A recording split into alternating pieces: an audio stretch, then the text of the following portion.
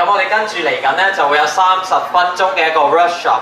咁我哋就請到波爾多葡萄酒學院嘅講師嚟同我哋講解下點樣試酒啦，點樣睇下唔同酒嘅特性，點樣揀自己中意嘅酒嘅。咁我哋只需要一張 token 入到嚟咧，就可以試到2款嘅酒。我哋跟住嚟緊呢一個 workshop 就大概30分鐘。咁呢個題目咧就會係關於波爾多左岸同埋右岸紅酒嘅分別。咁我哋咧一個 session 咧就會試到2款嘅酒。今堂我哋就會試到1款左岸啦，1款嚟自右岸波爾多嘅酒嘅。咁只需要每人需要一張 token 咧就可以入嚟。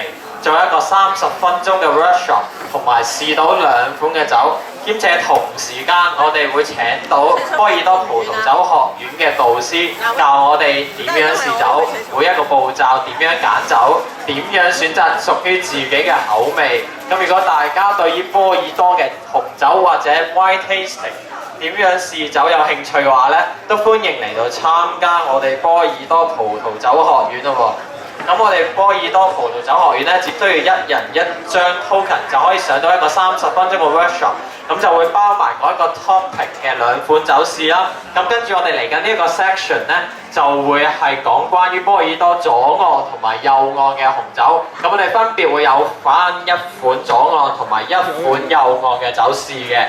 咁同時我哋都會有講師教我哋每一個步驟點樣 wine tasting。點樣揀自己中意嘅酒，同埋講解下波爾多酒嘅特性。咁而且呢一個 section 咧會係 bilingual 嘅，我哋會有晒中英兩語，歡迎大家入嚟收聽同埋試下酒嘅。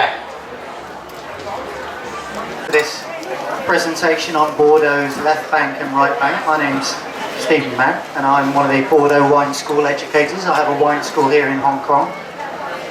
我淨係我啲同事就話最好就用埋廣東話嚟同大家溝通，我又盡量即係用我勉強聽得明嘅廣東話嚟溝通。咁我就叫麥學基，咁我係其中一個波爾多 wine school 嘅 educator， 因為我喺香港我都有個葡萄酒學校。咁我因為咧今日咧我覺得應該尊重大家咧就着出套西裝。但係咧天氣咧就比較熱啲咁，即係大家介唔介意我除咗件外套 ？Anyone mind if I take off my jacket? It's not a complete strip, just the jacket. It's not the naked chef.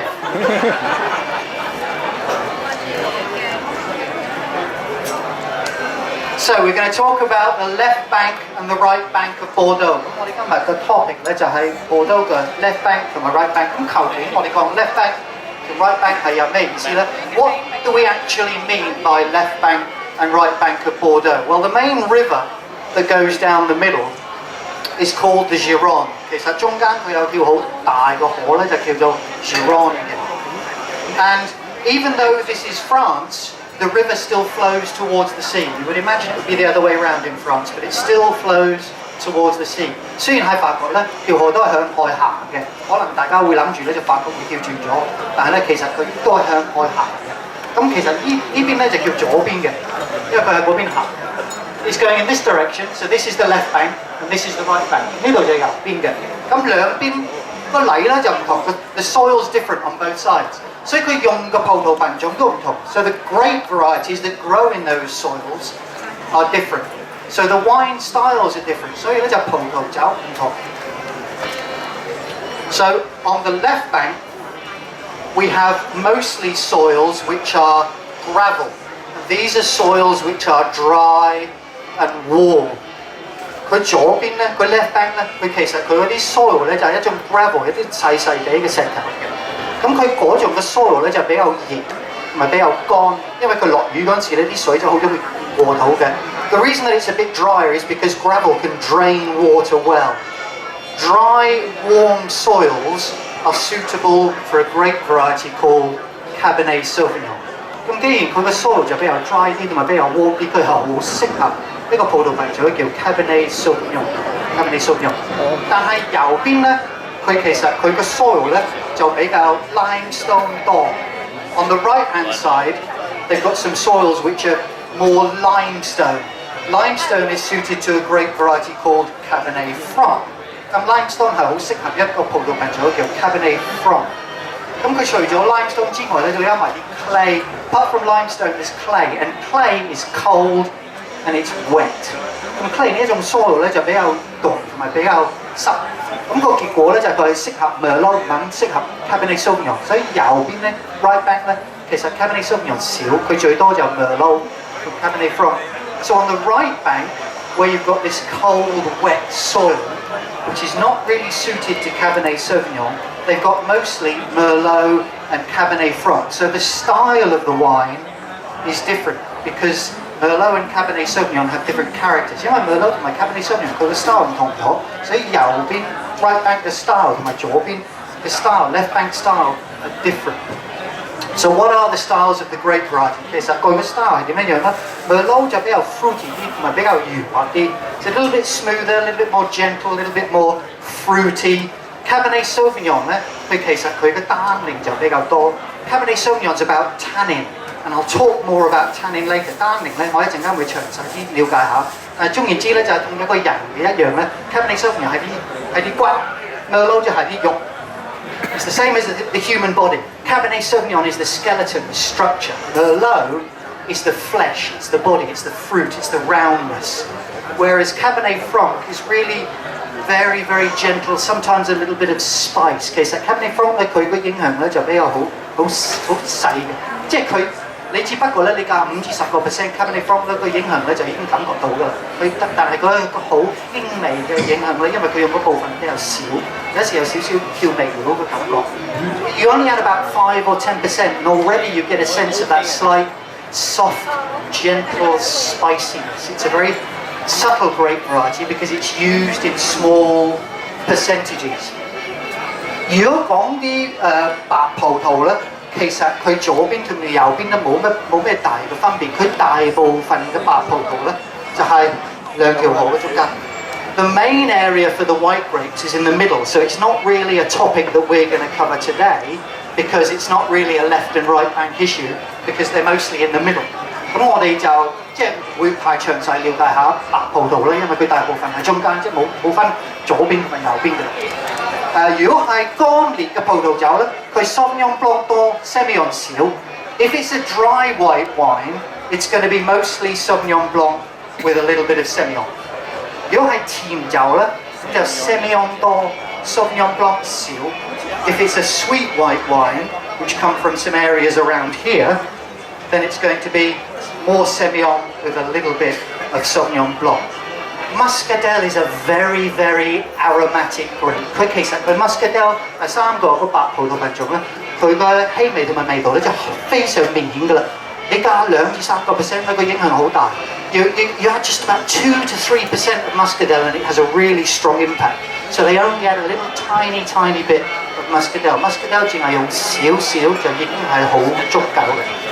咁好啦，咁我哋講個 left bank 先。left bank 咧就有20000個 hectare。The left bank has 20,000 hectares.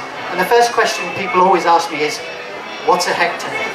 第一個問題通常啲人問咧就係究竟 hectare 叫咩？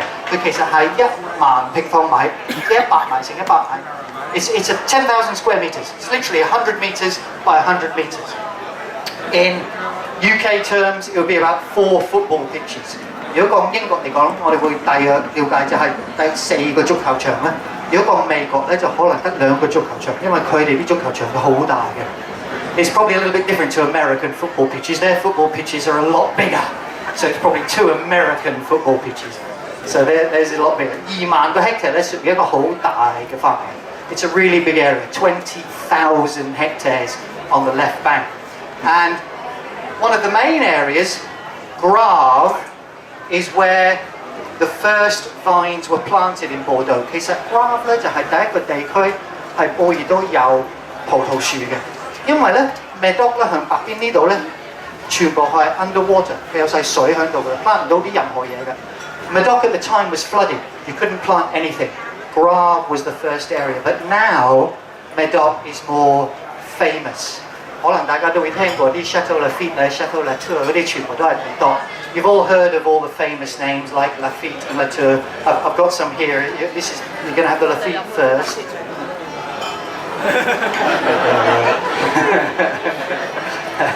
可惜就未有，下一堂先係。所以咧就係 Grave 就係第一個，但係最出名咧就 Medoc。So Grave was the first area, but Medoc is certainly the more famous of the two areas because of all the famous chateaux there. And again, if we look at the area in more detail, it's 14% of the Bordeaux wine growing area. 其實成個波爾多嘅地區咧，如果講 Medoc 咧，佢佔14%，即係屬於一個即係可以話1/7嘅 size。同埋咧，佢大部分嘅 chateau 個 area 個葡萄園咧就比較大，5至15個 hectare，15%，超過30個 hectare 就都有20%，即係佢個葡萄園都幾大。The vineyard areas are very big in the Medoc. I mean, you can see you've got less than 15%, 5 to 15, medium size, but over 20% are more than 30 hectares. There isn't 30 hectares here. So you can imagine the size of these really large vineyard areas. This is a breakdown of the percentages of the names that you will see on the label. 嗱，而家我哋講咧個表貼咧個 label 咧就會寫啲地區個名。嗱，係其實分開兩種，一種咧就叫 regional， 即係個範圍比較大。One of the levels is called regional. They're from fairly big areas. 另外一個咧就叫 commune。佢呢個範圍咧就比較細啲咁多。The other ones are called communes, and they're from slightly smaller, more precise areas. So regional 咧就包括埋 Medoc 同埋 Haut Medoc。點解會叫 Haut Medoc 咧？因為 Haut 就 means upper 上邊嘅，上 Medoc 點解會上咧？因為佢喺個 river 嘅上邊嘅。之前咧呢度咧就叫 Basse Medoc， 叫 Lower Medoc， 但係個個都唔中意叫人哋叫 Basse 噶嘛。你住邊度？我住 Lower Peak。就唔係好聽㗎嘛。Nobody wants to be called lower. It used to be called Upper Medoc, Haut Medoc, and Lower Medoc, Basse Medoc. No one likes to be called lower. If you live in mid-levels, nobody wants to say you live in Lower Peak, right? So they took away the Basse Medoc. 而家就唔係叫 Basse Medoc， 而家就咁叫 Medoc。但係 within 個兩個 region 咧，都有啲比較細啲嘅 commune. So within those regional areas, Medoc and Haut Medoc, you've got some smaller communes. So you can see all of your Pauillac, Saint-Julien, Margaux, all of these are within Haut Medoc. 所以喺一個裏邊咧，個 region 裏邊咧有啲 commune， 包括埋好出名嗰啲啦 ，Pauillac 啦、Saint-Julien 啦、Margaux 啦、Listrac、Moulis 全部都喺晒 Haut Medoc 裏邊。So there's two levels, regional and communal. 所以就有 region 同埋有 commune。如果講個 style 嚟講咧，當然我哋一陣間會有機會試。但係 Medoc 咧。就係可以比較 spicy， 比較 structure 係講佢個骨咧，即係講佢單寧比較多。So from the northern parts in the Medoc, you're going to get these more spicy and structured style. 單寧等於可以陳年好 ，tannin means you can age it, so they can age for longer. That's why I consume as much tannin as I can. Nobody would guess that I'm 68. Am I joking? 咁啊，飲單寧多啦，單寧咧就可以保持個葡萄酒可以陳年一個長嘅時間。人飲單寧咧，唔知係咪表示可以陳年一個長嘅時間咧？唔知大家估唔估到我68歲咧？唔係講笑啫，睇有冇人信咁解嘅啫。咁 Grave 咧就係向左邊嘅 left bank 嘅南邊，所以佢個 style 有少少唔同咧，因為氣候始終都係唔同嘅，南邊嘅比較熱啲咁多。The thing is with Grave is it's a bit further south. The climate's a bit warmer, so the style is going to be a little bit different. They still have aging potential, but they're more elegant, less strong, less powerful. 其實佢哋咧就即係冇咁強，即係比較圓滑啲咁多，比較 soft 啲，比較 elegant 啲咁多。所以咧就配合到唔同嘅食物。So the thing is they go with different food types. Now in 1855. The wines of the Medoc were classified. 其實150年咧係左邊嘅 Medoc 嗰個地區啲葡萄酒就可以話有個分級制度嚟分級。咁啊有 first growth、second growth、third growth 1至5啦。咁就61個唔同嘅 chateau 就分五組61個。61 of the chateaux were separated into 5 different groups. They're called growths. First growth, second growth. First growth. Lafite, Latour, Margaux, the famous ones. 第一個 group 咧 first growth 就包括埋啲 Lafite、Latour、Margaux， 即係比較出名啲嗰啲。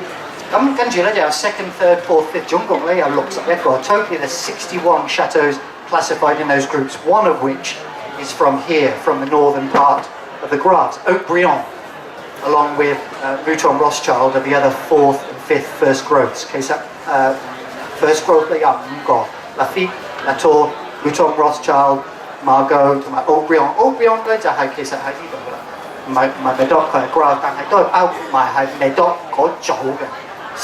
It was supposed to be a classification of the Médoc, but it includes one from the Graves, Haut-Brion。咁而家都冇變嘅，150年到而家仍然都係咁樣派法嘅。可能嗰陣時個 winemaker 可能而家就過咗身㗎啦，我相信就。I believe that probably the winemaker from 1855 has probably passed away by now, but still the classification remains the same, hasn't changed， 完全都冇變。除咗 Mouton Rothschild 就1973年就有第2升第1，佢原本唔係第1。Originally, Mouton Rothschild wasn't the first growth chateau, it was a second growth. It was promoted in 1973, the year I was born. 我出世嗰年，嗱而家有冇人信啊？ Anyone believe me now? Even less. Okay, good. 咁好啦，咁我哋試第一個嘅紅酒。第一個咧，因為我哋傾開 left bank， 咁我想試下一個 left bank 嘅葡萄酒。As we started off talking about left bank and Médoc, we may as well have a left bank wine first. And I told you left bank wines are mostly Cabernet Sauvignon with a little bit of Merlot. 嗱，我淨係講咗咧就左邊嘅紅酒，如果 Médoc 咧就大部分係最主要嘅葡萄品種嘅 Cabernet Sauvignon 有少少 Merlot。但係佢哋今日咧就播熱到一個學校咧對我好噶啦，俾咗一個50-50我啦，即係我教嘅嘢同我俾你嘅嘢咧係有少少出入。Never mind. There is a difference between what I'm teaching you and the reality. It's supposed to be mostly Cabernet Sauvignon with a little bit of Merlot, but they gave me one that's 50-50. They like to give me these tests now and again. Okay, so we won't worry too much about that. 咁我哋用呢個 Chateau Crabité from 2010， 我哋用呢個2010年嘅 Chateau Crabité嚟了解下真常葡萄酒係點樣做。We're going to do wine tasting. Most of you will have tasted wine before. You will know how to do this. Treat it as a refresher. 大部分都可能會有少少前酒嘅經驗，得你當一種溫酒就 OK 㗎啦。咁其實有3個 steps. I tell my friends there are 3 steps to tasting wine, and they say, "Yes, Steve, we know. Drink more and fall over." 我成日都同啲 friend 講咧，有3個 step， 佢哋話係我知㗎啦，飲多啲跟住暈低嘅。咁我其實我啲 step 就比較 formal 啲。The steps are a little bit more formal. Look, smell, and taste. And when you look at a red wine and you hold it at an angle of about 45 degrees, the colour at the edge, the colour at the pointy bit at the top of the wine, will tend to go brown when the wine is more mature. 嗱，其實咧，如果你係揸住一個45度角咧，留意下最尖嗰個部分咧，如果佢開始變啡色咧，咁即係表示到係嗰個葡萄酒比較成熟。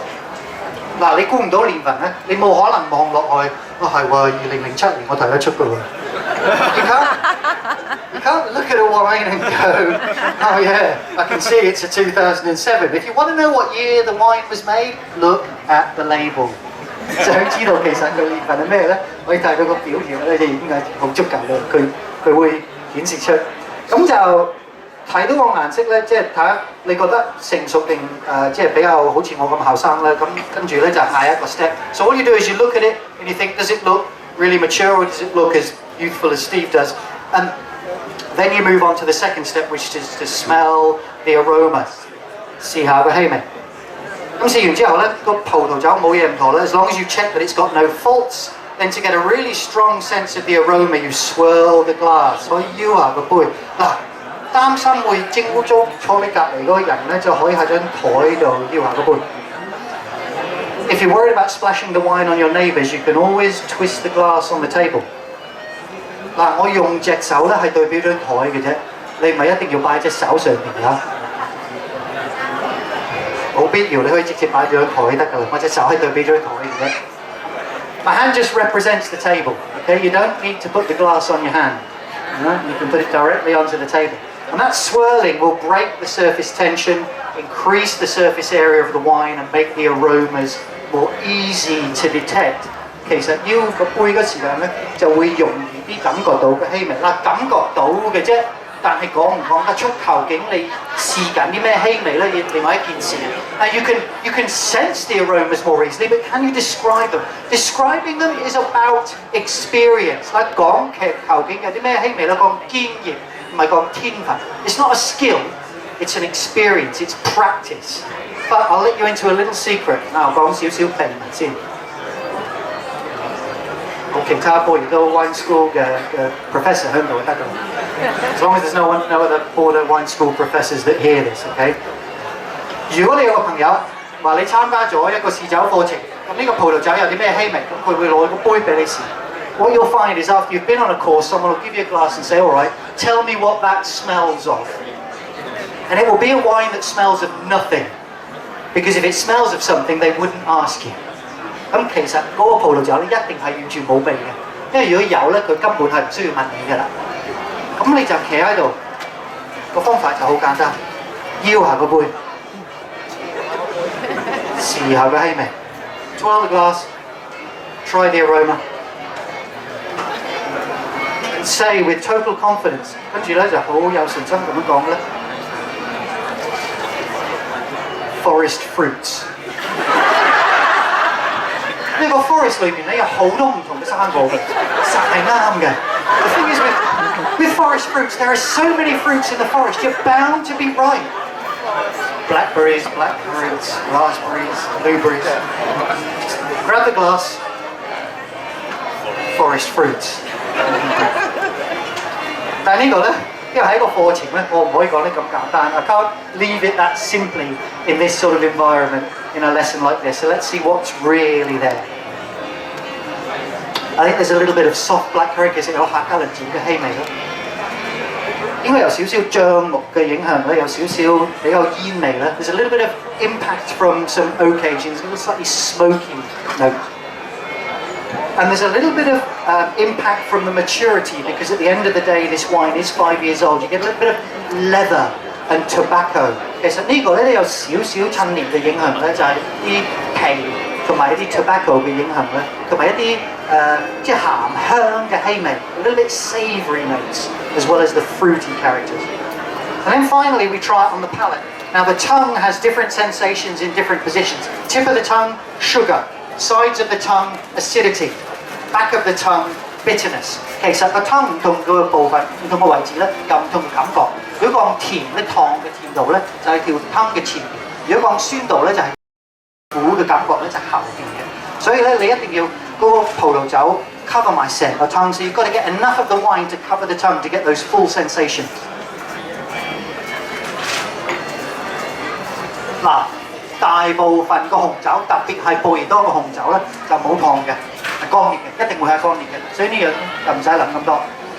The great thing about red Bordeaux's is they are dry, so you don't need to think about it. They're going to be dry.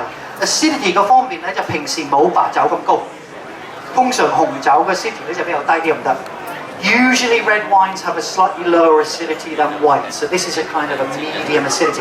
But after you swallow the wine, you rub your tongue across the roof of your mouth and you get a slightly scratchy feeling.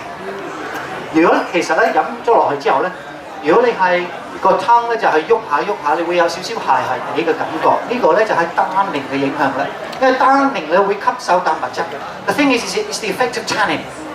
Tannin absorbs protein. So when you have red wine with cheese or red wine with red meat, the cheese, the red meat protein absorbs the tannin from the wine. 其實紅肉或芝士你會吸收咗紅酒嘅單寧，因為紅肉同芝士有蛋白質成分高㗎嘛。咁如果你係飲單寧成分高嘅葡萄酒，唔係配緊啲蛋白質成分高嘅食物咧，你個葡萄酒嘅單寧會吸收咗呢個口水嘅蛋白質，呢個口會突然之間比較乾嘅感覺。咁你會覺得好苦嘅，但其實唔係苦嘅感覺，因為苦嘅感覺咧就喺條脷嘅後邊，成個口突然之間乾咧，呢個係一個吸收咗蛋白質嘅感覺。The thing is if you're not having protein-rich food, with a red wine that's high in tannin, it will absorb the protein from your saliva and it'll make your mouth feel dry. You think it's bitterness, but bitterness is only felt at the back of the tongue. When the whole mouth is dry, this is the effect of tannin. 但係淨係紅酒先至有單寧嘅喎，你冇誤會，白酒冇啦。Remember, only red wines have tannin, not white. Why? The skins of white grapes don't have tannin. 因為白葡萄個皮咧就冇單寧嘅。就算佢有嘅話咧，你壓咗啲白葡萄攞啲汁出嚟咧，發酵嗰陣時就淨係汁。咁根本如果啲皮有單寧咧，根本啲汁都吸收唔到啦。Even if white grapes had tannin in the skins, which they don't, you squeeze the juice out of the grapes and you ferment the juice on its own. So how would the tannin get into the wine? 所以咧，如果你喺今晚你要參加人哋嘅 party 咧，人哋揸住一杯白酒，就問你覺得呢個葡萄酒嘅單寧係點啊？呢個係一個好適合時間同另外一個人傾偈嘅啊！呢啲人即刻同佢傾。If you're standing next to someone at a party tonight and they're holding a glass of white wine and they say, "So, what do you think of the tannin in this then?" That's the time to go and talk to somebody else. Right? These people are not worth spending their time talking to. We don't talk about tannin in white wine. Generally, 平時啊，我哋唔會話白酒攞單寧傾嘅，呢個係一啲紅酒嘅事。咁 Cabernet Sauvignon 嘅單寧多過 Merlot， 所以左邊嘅單寧咧通常會多過右邊嘅，因為你左邊係 Cabernet Sauvignon 多 Merlot 少啊嘛，右邊係 Merlot 多 Cabernet Sauvignon 少，有時 Cabernet Sauvignon 之前冇啦，係由 Cabernet Franc。So because Cabernet Sauvignon's got more tannin than Merlot, on the left bank where you've got lots of Cabernet Sauvignon and only a little Merlot, you're going to get more tannin. On the right bank where you've got lots of Merlot and only a little Cabernet Sauvignon, or maybe no Cabernet Sauvignon, because you might have Cabernet Franc instead, tannin's going to be softer. So this has got quite noticeable tannin with that blackcurrant fruitiness. So 呢個咧都有啲幾明顯下嘅單寧嘅成分。Black fruits, blackberry, blackcurrant 都同個氣味差唔多噶，有啲 blackberry 啊 blackcurrant， 同埋個 aftertaste， 即係飲咗落去咧，感覺到個味道咧個時間長定短咧係同個 quality 有少少關係嘅。The length of the aftertaste, how long it can last, is connected with the quality. Short aftertaste, flavour disappears immediately. Long aftertaste, only 10 seconds is already a long time. As I keep trying to explain to my wife. 咁即係飲咗落去之後咧，其實你10秒鐘咧就已經叫做一個可以話一個比較長嘅時間啊。Short aftertaste 短嘅咧，即係差唔多飲咗落去咧個味道咧即時冇晒嘅。呢個 aftertaste 都幾長下。咁跟住咧就 right bank 呢邊 Saint-Emilion、Pomerol、Fronsac 呢啲咧就全部都係 clay 同埋 limestone。On the right bank it's clay and limestone, not so much gravel。So lots of Merlot, little bit Cabernet Franc, little bit Cabernet Sauvignon。既然佢 gravel 就冇咁多，又唔係咁適合 Cabernet Sauvignon， 所以咧佢大部分嘅 Merlot 同埋少少 Cabernet Franc， 有時咧會有少少 Cabernet Sauvignon。啲數目咧大家睇到㗎，佢其實佢係啲 vineyards 咧就大部分係細過 Medoc。Usually the vineyards are of smaller scale. Instead of these big 30-hectare vineyards, you've got an average size of 9 hectares. 呢邊咧其實佢嗰啲葡萄園咧就比較細啲。你呢個咧你睇到佢平均係9個 hectare， 正話Medoc咧佢好多都係超過30個 hectare， 所以個 scale 唔同咗㗎啦。10 appellations on the right bank. I'm going to give you 15 seconds to memorize them, and then there's going to be a quiz. 咁你有15秒鐘咧就要學晒呢啲啦，一陣間會問。你睇下，即使有人出貓。As soon as I say there's a quiz, there's a photograph. Just kidding.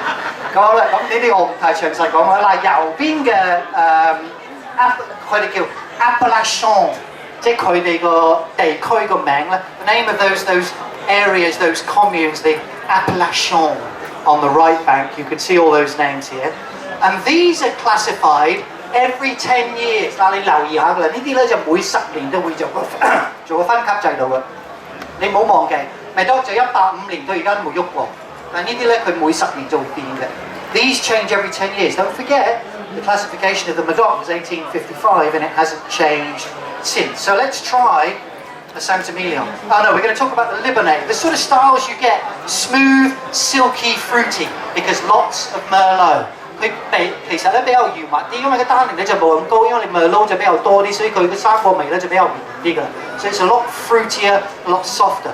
With, as I mentioned earlier, Cabernet Franc's got a little bit of spice. Cabernet Franc其實佢嘅調味料咧就比較圓啲㗎。但係咧，佢哋其實 Bordeaux Wine School 又係想考驗我啦。They want to test me again because they gave me a wine that instead of being Merlot and Cabernet Franc, it's Merlot and Cabernet Sauvignon。應該正常環境咧就係右邊咧 right back 咧就平時會 Merlot 同埋 Cabernet Franc， 但係咧佢俾咗另外一個 example 咧就係80% Merlot， 20% 嘅 Cabernet Sauvignon， 所以就可唔可以話係一個 typical 就好 typical， 因為80% 嘅 Merlot 好 typical， 但係通常咧佢會有少少 Cabernet Franc， 所以呢個咧可能個 spicy 嗰種感覺咧會冇咗㗎啦。The difference with this is probably going to be you'll get the sense of the soft Merlot, but we've lost the sense of the spicy Cabernet Franc. And the first thing to notice is the rim is a little bit brown. 留唔留意到咧？嗰個邊咧就有少少啡色嘅，即係好似咧就比較成熟過之前嗰隻。It looks a little bit more mature than the previous wine, but in fact it's the same vintage. 其實個年份一樣啦，佢2010年，點解佢會外形就好似表示係比較成熟啲咧 ？Why does it look more mature? Because Merlot has less tannin。Merlot 啲單寧少啲，咁單寧越多，佢陳年個時間越長；單寧少啲，佢陳年個速度會比較快。So when there's more Merlot in the blend, the pace that the wine matures is going to be quicker.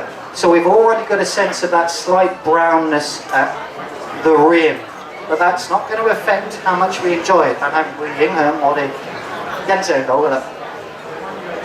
And instead of black currants and really strong black fruits, it's more of a cherry and plum。其實佢嘅 style 咧就唔好似 Cabernet Sauvignon 有啲客架栗子啊 blackberry 嗰啲咧，呢個咧就比較 plums 同埋 cherries 多嘅，即係個 fruit 就比較 soft 啲。It's a softer fruitiness, and the oak is a bit more obvious. There's vanilla character from the oak. 其實呢個咧個樟木嘅影響咧比較明顯㗎啦，正話就比較煙味多，而家咧就比較 vanilla 多啲。Before we were getting smokiness from the oak, now we're getting vanilla from the oak. Now, should the tannin in this wine be higher or lower? 個單寧咧應該多啲定少啲啊？呢個少啲定多啲啊？少啲，因為佢 Merlot 嘅單寧咧。根本係少過 Cabernet Sauvignon 啊嘛。The fact is that the tannin should always be softer in Merlot dominant wines because the tannin level is lower than in Cabernet Sauvignon dominant wines. So let's see if the tannin is softer. 咁我哋試下個單寧咧係咪真係比較 soft 啲嘅 ？Softer 要買啲嘅，同埋但係個 acidity 就差唔多。我哋有啲fruity 嘅味，但係個 fruit 有少少唔同。The fruit 就比較 plums、dark cherries and oak 嘅影響咧，有啲 vanilla。We're getting that plum cherry character, vanilla from the oak, and again a nice lingering aftertaste. But none of the spiciness of Cabernet Franc， 但係冇咗 Cabernet Franc 嗰種調味料嘅，冇咗個 Cabernet Franc 嘅 spicy 嘅影響㗎啦。咁如果係賣Bordeaux 咧，如果對 Bordeaux 有興趣咧，呢度咧係有啲即係可以叫做 social media 可以保持聯絡同埋 Bordeaux Wine School。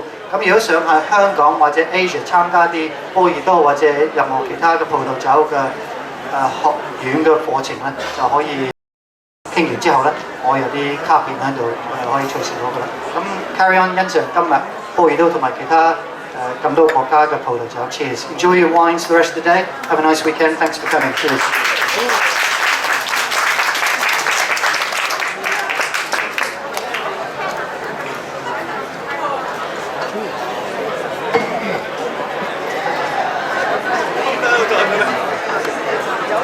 點算呢？咁我哋呢度就有個千載難逢嘅機會，就我哋喺波爾多葡萄酒學院請咗啲專業嘅品酒師嚟教大家每一個試酒嘅步驟，每一支波爾多酒唔同嘅特性，有啲咩味道，等你可以發掘到自己嘅口味。咁我哋咧只需要收1張 token 就可以入嚟上一30分鐘嘅 workshop。咁其中咧，我哋仲會有2款酒試翻。咁我哋跟住嚟緊呢一個 section 咧，就會係講關於適合任何場合飲嘅波爾多紅酒。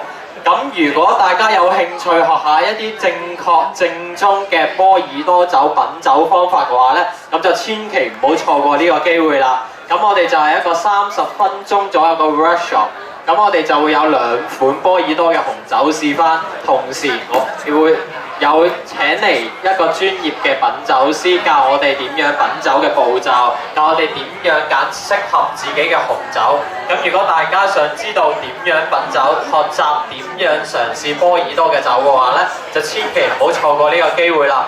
咁我哋呢，淨係收1張 token 就可以入嚟上一個30分鐘嘅 workshop， 同時間我哋會有2款唔同嘅波爾多紅酒。俾大家一路上堂一路試，一路嘗試下點樣做一個正宗嘅品酒嘅步驟，同一個正宗嘅品酒師學點樣試波爾多嘅紅酒，同埋你哋可以喺佢哋嘅身上學到所有正宗波爾多酒嘅知識啦，可以學到點樣揀適合自己嘅波爾多酒啦，點樣學到唔同地方波爾多唔同地區酒嘅特性，從而咧可以令到大家就知道第時可以有啲咩波爾多嘅酒啱自己啦。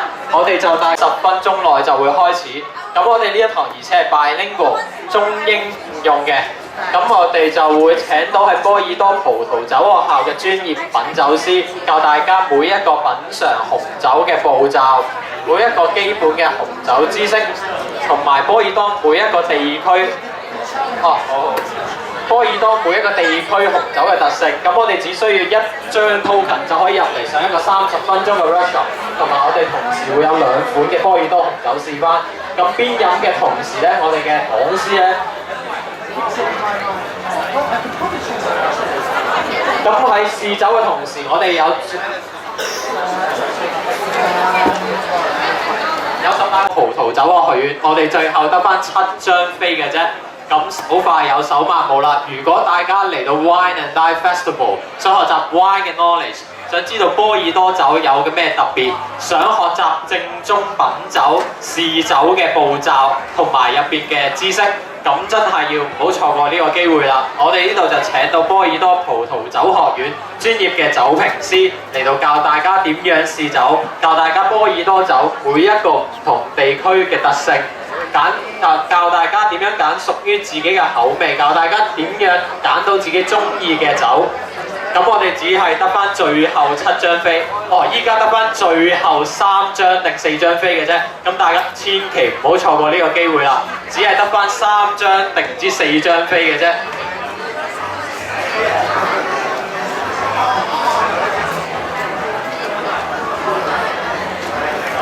Bordeaux, École de Vin, the Bordeaux Wine School session on red wines for every moment, because on different occasions there'll be different red wines that you want. 咁我哋 Bordeaux Wine School 嘅同事咧就叫我用廣東話同大家溝通，我盡量希望大家勉強聽得明啊。咁我叫 Steve Mac 咧，咁我喺香港有個葡萄酒嘅學校咧。I've got a wine school here in Hong Kong, and we offer as part of our courses the Bordeaux Wine School courses. 咁我哋其中之即係除咗其他課程之外咧，亦都有啲波爾多學校葡萄酒學校嘅課程啦。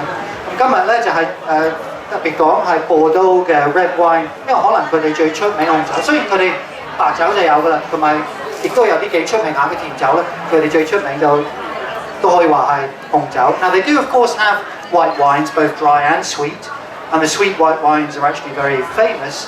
But at the end of the day, Bordeaux is really known for its famous red wines. And within the Bordeaux vineyard area that you can see on the screen on the map， 咁其實佢啲Bordeaux嘅葡萄園嘅地區咧，就個電視都睇到啦，呢邊個地圖都睇到啦。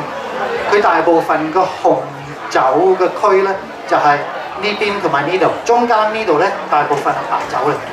In fact, you can separate it really into red wines being mostly on the left and the right, and the concentration of the white wines are here in the middle, at least the dry white wines. There are some sweet white wines here. 中間咧就其實係講大部分係乾烈嘅白酒，如果講甜嘅白酒咧就大部分就係左邊呢度，因為講比較出名嗰啲 the famous sweet wines are at the bottom on the left-hand side. In terms of the grape variety percentages for red grapes, the predominant grape variety is by far Merlot. 其實咧，佢哋咁多個葡萄品種，佢哋如果講紅葡萄嚟講咧，最主要咧就係 Merlot， 佢佔成嘅所有嘅紅葡萄嘅60%。It takes up a massive 65% of the grapes, the red grapes that are grown in Bordeaux. So it is by far the key grape variety within the area.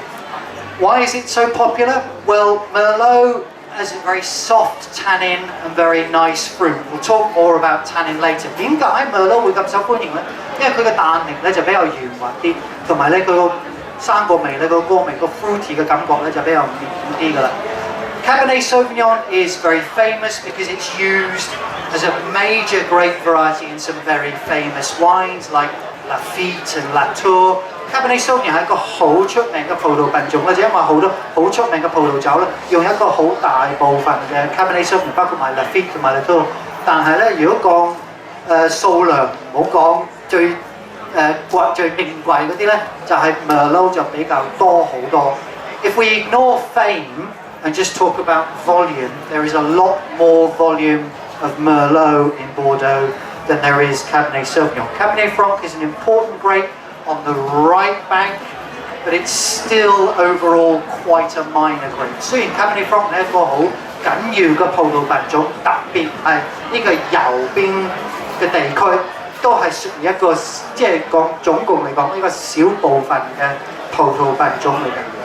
咁其實點解波都嘅葡萄酒會咁特別？有啲咩嘢會影響咗葡萄酒貝多嘅葡萄酒 ？In fact, what makes Bordeaux so special? What are the issues that impact on the style and the quality of Bordeaux wines? Well, obviously the characteristics of the grape variety.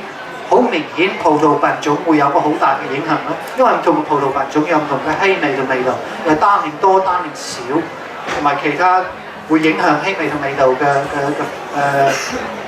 特色。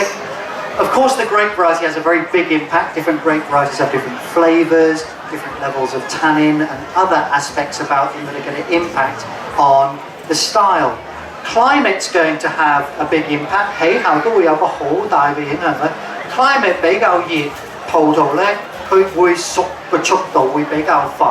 咁仲熟啲嘅葡萄咧，啲糖比較多啲，糖比較多啲咧，啲酒精會比較高啲。Even simple things like hot climate's going to give you more ripeness. More ripeness gives you more sugar. More sugar gives you more alcohol. But there are other more subtle climate differences. 但係其實氣候嘅影響咧就係唔止咁簡單，都有啲好複雜、好細節嘅影響㗎啦。Soil is going to have a big effect on the style of the wines. 嗱，呢度會有一個好大嘅影響㗎。我哋前話做咗一個講座，就叫左邊同埋右邊嘅分別。左邊咧就有啲 gravel 細嘅石頭多，咁 gravel 個 soil 就比較熱同埋比較乾，所以咧佢適合 Cabernet Sauvignon。右邊就 clay 同埋 limestone 多，實同埋凍，所以就適合 Merlot。The soil has a very big and sometimes very obvious difference on the left bank of this major river going through the middle.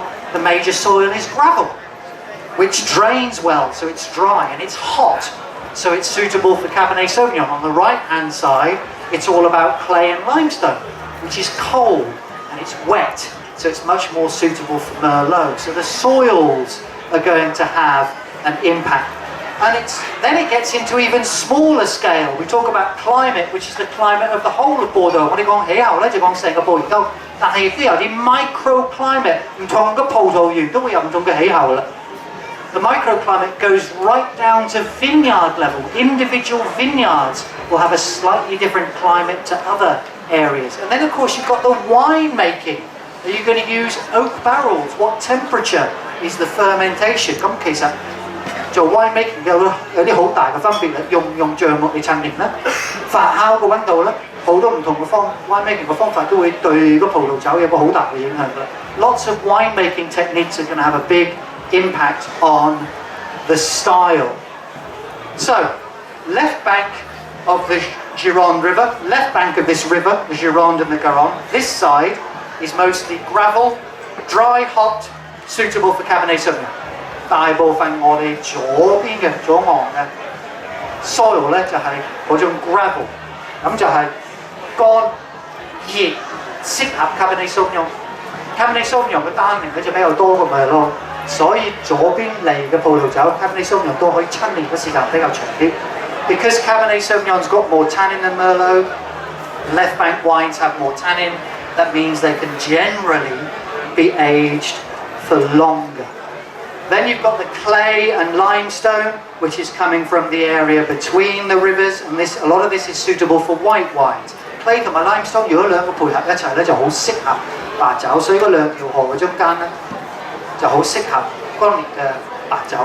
And then on the right bank of the Dordogne River, here in an area called the Libourne, you've got these clay soils which are cold and wet and suited to Merlot. 咁 right bank 咧呢個叫做 Libourne， 係因為大部分係 clay， 咁個比較毒，又比較實，所以咧就好適合 Merlot 嘅葡萄酒。So left bank Cabernet Sauvignon dominant, more tannin, more black fruits like blackcurrant。咁其實左邊嚟嘅紅酒單寧比較多，同埋因為佢 Cabernet Sauvignon 多，佢比較客格倫子嘅氣味同埋味道會比較明顯啲㗎啦。咁如果講佢個 fatness structure and tannin structure， 當好似一個人咁啦，人就有骨有肉啊嘛，骨咧就係 Cabernet Sauvignon 嘅單寧，肉咧就係 Merlot 嘅果味 fruity 嘅 character。If we talk about it in human terms, you can think about it as Cabernet Sauvignon providing that tannin structure like bones, and the flesh providing that Merlot fatness and roundness and richness. So left bank, a lot of it's about structure, tannin, ageability. 咁其實簡單嚟講咧，左邊可以即係用種方法嚟諗咧，就係講嗰個 structure， 因為佢單寧比較多啲，因為佢 Cabernet Sauvignon 多啲，咁可以陳年得耐啲。The right bank is going to be more about that Merlot soft, fleshy fruitiness, much more approachable when it's younger. You don't need to age it for so long. It's partly why it's so popular. 咁右邊咧，因為佢唔係撈多嘅單寧比較少啲，同埋個果味個 fruity 嘅 character 比較明顯啲㗎啦。咁如果講喺橡木桶陳年咧，你平時會陳年個時間耐啲，就會 Cabernet Sauvignon 多過 Merlot。Usually when it comes to aging, you're more likely to age wines with more Cabernet Sauvignon because that tannin will become softer with contact with air. And so it benefits from the increased level of air access when it's aged in an oak barrel. Cabernet Sauvignon 因為佢單寧多，佢喺個橡木桶裏邊咧，佢接觸到空氣咧比較多過喺個酒桶裏邊，一個普通嘅不鏽鋼嘅酒桶。咁如果你係Cabernet Sauvignon 個部分比較多，個單寧會多，你想個單寧冇太明顯，你會擺喺個橡木桶耐啲。So if you don't want that strong sense of harsh, tough tannin in a Cabernet Sauvignon dominant wine, you're going to tend to age it in a barrel for longer. 如果係100% Cabernet Sauvignon 咧，事實好難飲。Honestly speaking, if you were to make a Bordeaux from a 100%, it would be really difficult to drink. That tannin would turn your tongue into a fur ball. It would be really, really dry. 其實100% Cabernet Sauvignon 咧，會令到你個口突然之間非常之乾㗎啦。所以咧，佢哋紅酒可以話搞掂9幾，係一定會係個 blend， 一定會撈埋，即係混合埋幾個唔同嘅葡萄品種一齊。In 99.999% of the cases, red wines from Bordeaux are going to be a blend. You need the Merlot in there to soften the tannin. 你需要有 Merlot， 因為你唔想個單寧太過明顯。Add a little bit of Cabernet Franc and you get a little bit more fruit and spice. 加啲 Cabernet Franc 有少少果味同埋少少調味料，所以咧就幾個 blend 埋一齊，跟住咧就擺喺個酒桶。有啲咧就保持未入樽之前都係一個不鏽鋼嘅酒桶。Some of them are just going to be stored in a stainless steel tank. Some are going to be matured in oak barrels. 但係有啲咧會喺啲橡木桶陳年，跟住咧就陳年咗之後咧再撈埋一齊，跟住咧就先至係入樽。After aging, there's going to be a final blend, and then they're going to go into the bottles. I don't want to talk about complex terms like phenolic compounds. No one wants to learn about phenolic compounds on a Saturday afternoon. 大家我都相信冇乜興趣學啲化學品嘅 terms 喺個星期六嘅下晝咧。咁我哋講嗰個 controlled oxidation. Controlled oxidation is about access to oxygen.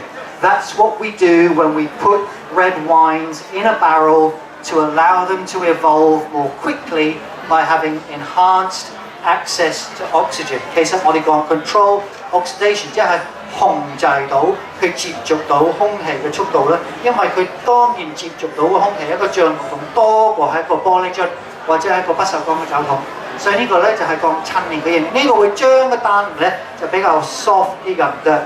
咁 acidity 咧就係一定要有需要噶啦，如果冇 acidity 咧，等於一個汽水就冇晒啲氣泡。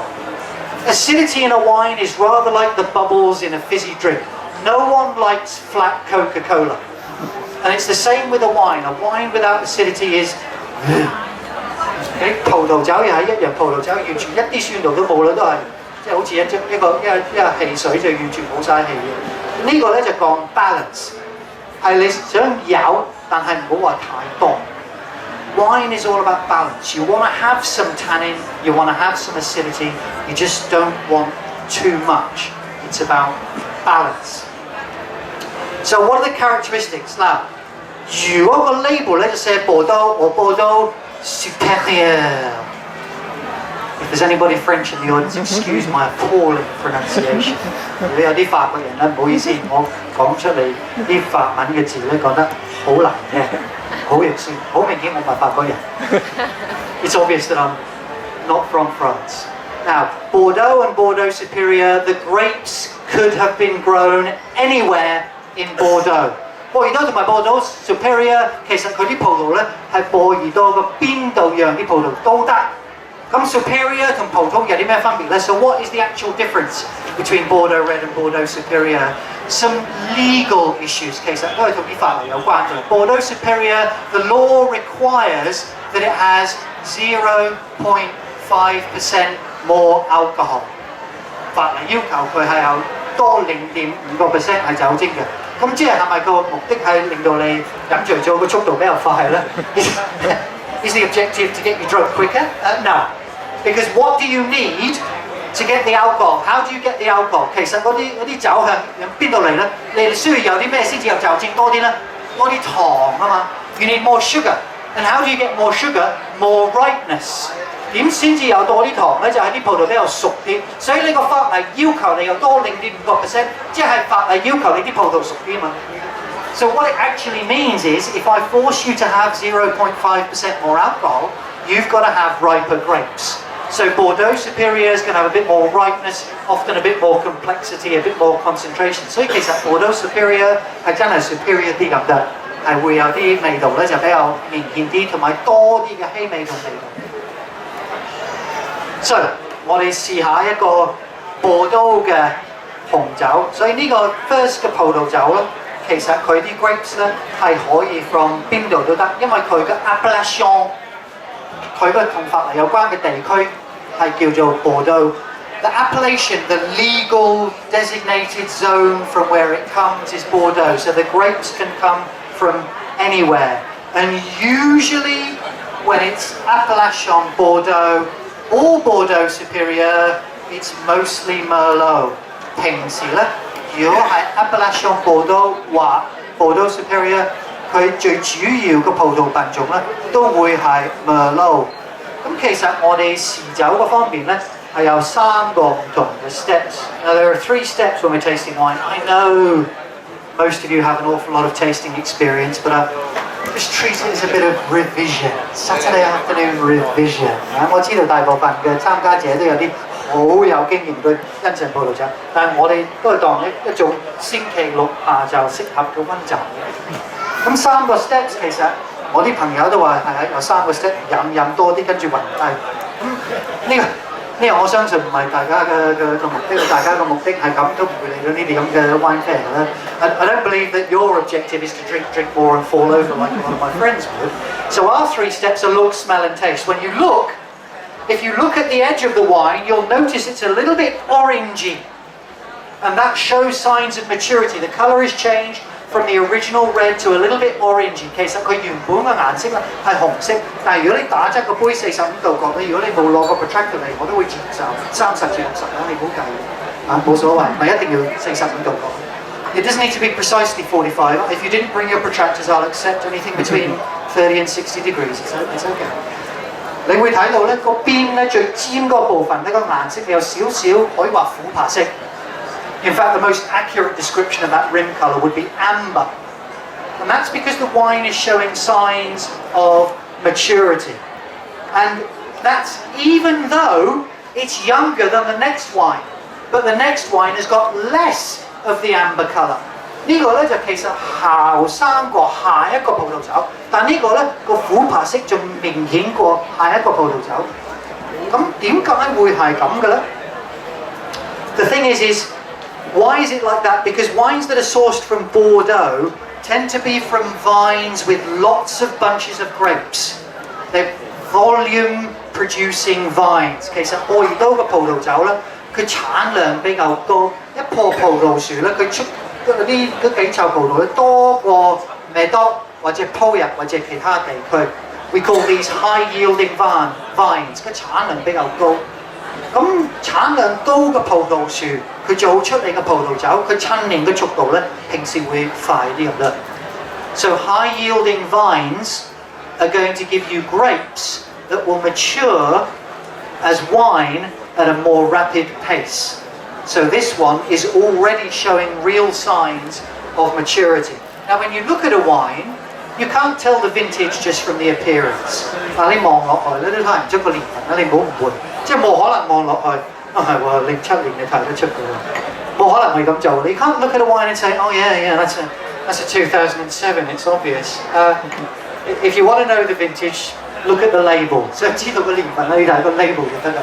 你只不過咧可以望到佢有冇啲陳年過嘅外形，即係睇唔睇得出佢究竟係陳年過。All you can do is get a sense of whether or not it's been aged. 成唔成熟 ？Can you see any sense of maturity? And with this one, we get a real sense of maturity. 嗱，有時咧試葡萄酒嗰陣時咧，好難 describe 到嘅氣味。Sometimes it's very difficult to describe the aromas. We have a quick sniff， 試下氣味 ，make sure 個葡萄酒每樣唔同。跟住咧就搖下個杯 ，and then we swirl the glass. If you can't do this in the air, you can do it on the table. 如果係咁樣做唔到，可以喺張台嗰度做嘅。但係可以直接喺張台度做，你唔係一定要擺喺隻手上邊啦。我咁樣做咧，我隻手係對標張台嘅啫，你唔係一定要擺隻手喺張台。你可以直接喺張台得㗎啦。You don't need to put it on your hand. My hand represents the table. Okay, you can put it straight on the table. And that swirling breaks the surface tension, increases the surface area, and makes the aroma more obvious. 其實因為個 area 就比較大，個氣味咧就會容易啲感覺到，但係容易啲出嘅啫。容唔容易啲 describe 到嘅咧？嗱，你放心 ，describe 氣味咧講唔講得出個氣味係啲咩咧？係全靠經驗，唔係天分。你講唔出，試多啲，練習多啲咁解嘅啫，遲早都會做到㗎啦。Don't worry about not being able to recognize aromas. It's about experience, not about talent. It's just about practice. And if you're stuck for a description for a red wine, I'll let you into a little secret. 如果你係 describe 唔到咧，我講一少少秘密俾你聽啦。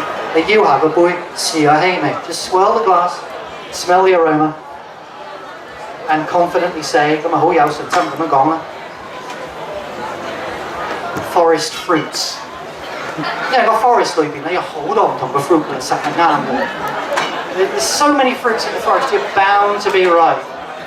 I'll give you this is the lesson on red wines, but I'll give you the trick for white wines as well. So some of you are here for your second tour. 咁雖然呢個係講紅酒，我講埋白酒。白酒我哋有個 wine tasting term 係叫 mineral。呢個字咧好多人都問我究竟 mineral 係點樣 define 嘅咧 ？A lot of people ask me when people say a white wine is mineral, what does it mean? I'll tell you what it means. It means the teacher can't think of any way of describing it, so they say mineral. Okay? Mineral 就好簡單。Mineral 係咩意思咧？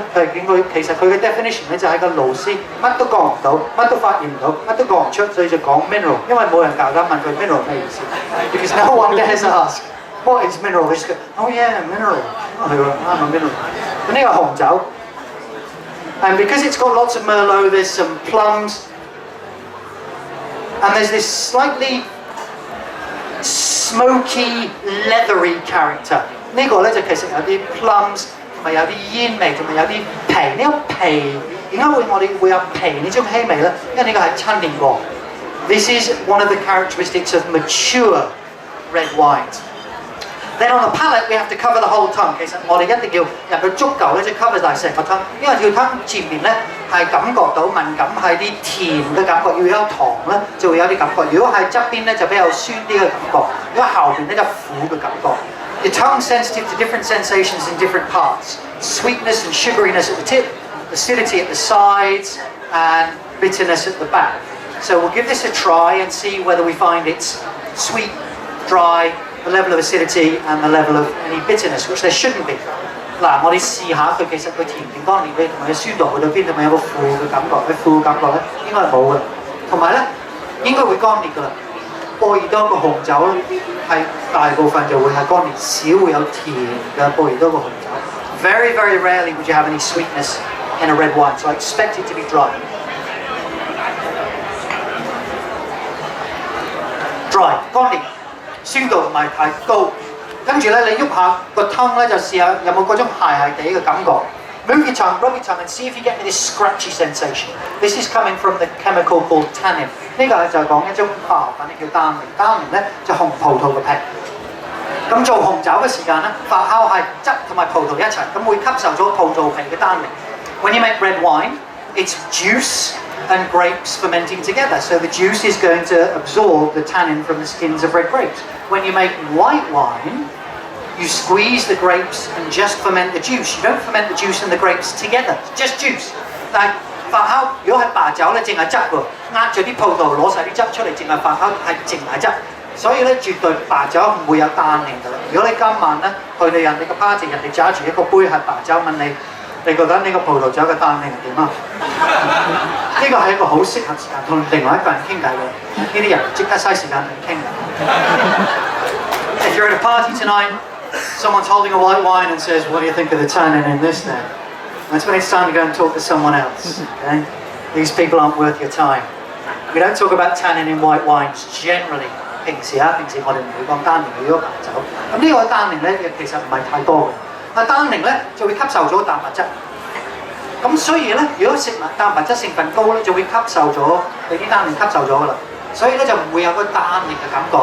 所以我哋食紅肉、芝士唔會感覺到啲紅酒有單寧。When we take protein-rich food, it's protein in the food which is absorbed by the tannin. So when we have a big steak or a bit of cheese and red wine, we don't feel the tannin. But if we're not eating protein-rich food, the tannin's going to absorb the protein in our saliva, makes the mouth dry, feels bitter. 咁如果我哋唔係食緊蛋白質成分高嘅食物咧，但係我哋飲一個單寧成分高嘅葡萄酒，會吸收咗我哋口水嘅蛋白質，突然之間個口會好乾，我哋會有個苦嘅感覺。嗱，雖然咧唔係叫苦咧，因為苦淨係喺後邊先感覺到，成個口突然之間好乾咧，我哋個英文字咧其實最適合咧就叫 astringent. In fact, the correct term is not bitterness. That sudden dryness from absorbing protein should be astringent. But please don't correct your friends. If your friends say, "I don't like red wine, it's very bitter," don't say, "I think you mean astringent." 唔好成日覺，即係啲朋友如果佢哋覺得，喂，紅酒我唔係咁中意，我覺得好苦㗎啦，你冇同佢講，應該係講 astringent 先啱嘅。因為你會發現咧，啲朋友咧越嚟越少啊！如果成日即係企喺度腰啊個杯望下啊嘛，成日個啲朋友會越嚟越少啊！呢啲咧就係適合嘅環境先至會攞出嚟傾嘅啫。Only say these things when we're in the right circumstances. If you start looking at the colour, swirling your glass and talking about the difference between astringency and bitterness, you're going to find your circle of friends getting really small really quick. So it's only when we're in the right environment. Tannin is fairly low. Why? Lots of Merlot, lots of aging. Aging makes the tannin get soft. 點解呢個單寧會比較低啲？因為佢第一，佢 Merlot 成分高 ，Merlot 嘅單寧嘅成分咧唔係太多，同埋佢喺橡木桶陳年過，同埋係個樽陳年過，所以咧佢其實佢單寧咧比較少啲。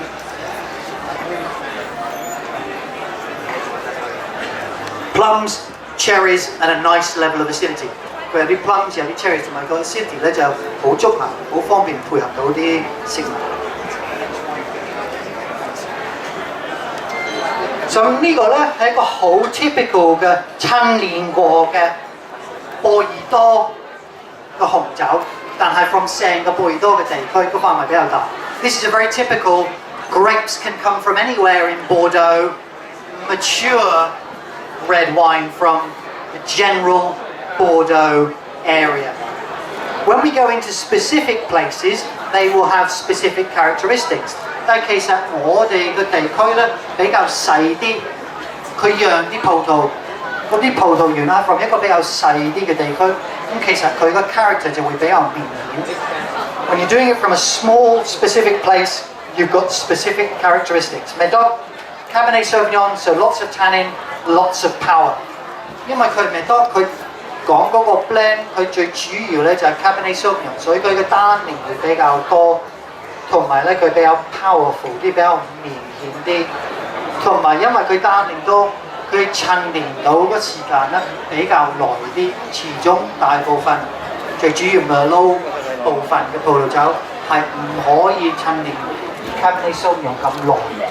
In general terms, you can't have wines with lots of Merlot aging for as long as you can wines that are predominantly Cabernet Sauvignon. And in the Grave, the southern part, they've got more elegance. 咁其實佢哋向 Grave 嘅南邊咧就比較 elegant 啲，但係如果係右邊呢邊咧，佢哋最主要嘅葡萄品種係 Merlot 唔係 Cabernet Sauvignon。其實有好多佢哋嗰邊嘅葡萄酒直情冇 Cabernet Sauvignon。In fact, on the right bank, they have a lot of wines that've got no Cabernet Sauvignon. They can be blends literally of just Merlot and Cabernet Franc. 有啲咧就直情係淨係 Merlot 同埋 Cabernet Franc 嘅啫。咁佢哋向右邊嘅葡萄酒咧就比較啲氣味咧就比較明顯啲，始終 Merlot 啲氣味通常容易感覺到過 Cabernet Sauvignon。Generally speaking, the right bank wines are more aromatic. Merlot often tends to show its aromatic profile a bit more readily, a bit more easily than a lot of Cabernet Sauvignon wines. They're soft and they are supple because the tannin level is lower because of the higher levels of Merlot. 其實佢啲 tannin 就比較 soft 啲同埋 supple 啲，因為佢 Merlot 多。所以佢總共嚟講咧，個單寧咧就比較少啲，所以佢就圓滑啲、soft 啲，同埋佢雖然佢陳年多一個長嘅時間咧，平時冇一個 Cabernet Sauvignon 多個葡萄酒可以陳年咁耐。Although Merlot wines can age, they tend not to have quite the aging potential of a Cabernet Sauvignon dominant wine. So we're now having a wine from Medoc. And normally wines from Medoc have more Cabernet Sauvignon and less Merlot. But the Bordeaux wine school likes to give me wines that are not typical examples of wines that come from that area. And so this one has a lot of Merlot and a little bit of Cabernet Sauvignon. 平時咧，如果係左邊嚟嘅葡萄酒，佢主要個葡萄品種咧就係 Cabernet Sauvignon，跟住有少部分嘅 Merlot。但係呢個咧，佢哋 Bordeaux wine school 都好中意考驗我啦，就係用咗一個 Merlot 多 Cabernet Sauvignon 比較少啲嘅葡萄酒啦。呢個係唔係太普遍，但係都好正常。咁呢個咧係一個2010年，所以咧就其實個年份咧係即係耐過之前嗰隻嘅1年，但係咧望落去就好似後生啲㗎啦。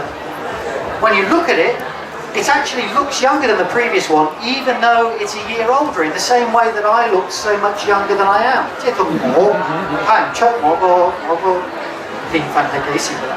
我後生，即係望落去就好似好後生嘅，事實就唔係。Yeah, thank you. 有個男同學就同意啊，啲女同學就。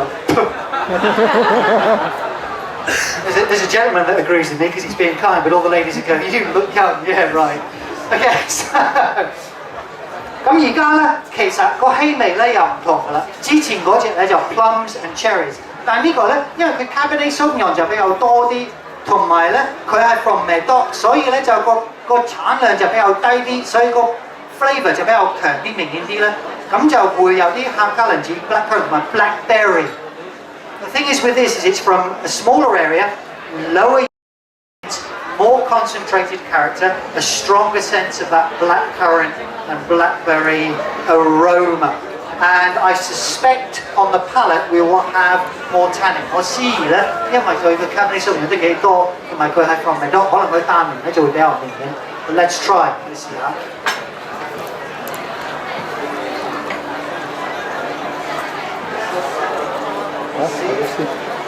acidity 又差唔多，但係啲單寧咧好明顯係多好多，所以咧就表示係可以陳年仲更加耐啲嘅。This one it is clear with that great tannin structure. It's going to be able to age. And again, we've got the blackberry and the black currant. 都有啲客家人指同埋 blackberry 嘅味，同埋個味咧，我講咗咁耐，仍然都感覺到個味道，即係我哋叫個 after taste， 即係飲咗落去之後咧，仍然感覺到個 flavour 咧，個時間都幾長下嘅。The after taste on this is lingering beautifully. I'm struggling to try and describe it, and whilst I'm doing that, you can still taste that lovely lingering after taste. 如果你係想保持同 Bordeaux Wine School 聯絡，你有啲 social media 嘅方法。If you want to keep in touch with the Bordeaux Wine School, here's some social media. 如果想參加啲 Bordeaux Wine School 嘅葡萄酒嘅課程或其他課程咧，咁我喺香港，我哋有香港最大嘅葡萄酒學校，咁就可以 after 個講座咧就買我有啲卡片喺度。If you'd like to take part in some of our Bordeaux Wine School courses or even other courses with our biggest wine school in Hong Kong and Asia, then come and grab a card from me. Enjoy the rest of your Saturday, enjoy the rest of your weekend, drink good wine, make sure it's Bordeaux. 繼續 carry on 欣賞下我哋波爾多嘅葡萄酒同埋其他國家嘅葡萄酒 and have a good weekend. Cheers.